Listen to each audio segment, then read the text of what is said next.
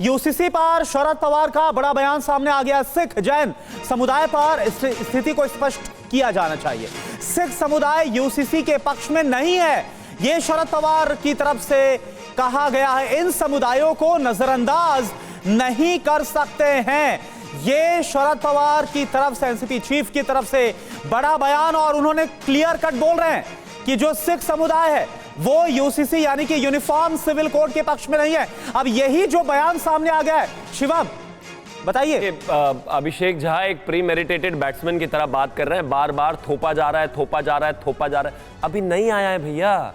जैसे मैं इस बात को लेकर अफर्म कर रहा हूं कि ये पास होगा, इसी तरीके से मैं ये भी कह रहा हूं साथ साथ कि उस पर डिस्कशन होगा। उन्हीं शब्दों को पकड़ते हुए उस टोन और टोनालिटी पर सवाल उठा रहे हैं जहां ये कहा जा रहा है कि अब इसे लाया जाएगा, तैयारी पूरी है। लेकिन जो बात फैज साहब ने थोड़ी देर पहले कही थी अलग अलग समुदाय को लेकर, शरद पवार साहब ने भी तो अभी यही बात कह दी ना कि सबके पक्ष को जानने बहुत जरूरी है। सरकार को अपने किसी भी निर्णय पर अफर्म ही होना चाहिए कि हम लेकर आएंगे। और मैं तो कहता हूं ये इस देश की बेहतरी के लिए है कि एक सरकार 75 लेकिन शिवम उतना ही अफवाह होकर, आप मुझे 30 सेकंड उतना ही अफवाह होकर शरद पवार ये बोल रहे हैं कि सिख समुदाय तो पक्ष में ही नहीं है। मैं वही कह रहा हूं, कौन से सिख समुदाय से निकलकर ऐसी बात आई है जिसको शरद पवार जी ने कहा? जबरदस्ती लोगों को बुलाकर कहा जा रहा है आप इसके पक्ष में नहीं है, आप इसके पक्ष में नहीं। लोग है नहीं, खुद ही बन गए। शरद पवार जी कब से सिखों के स्पोक्स पर्सन बन गए भाई?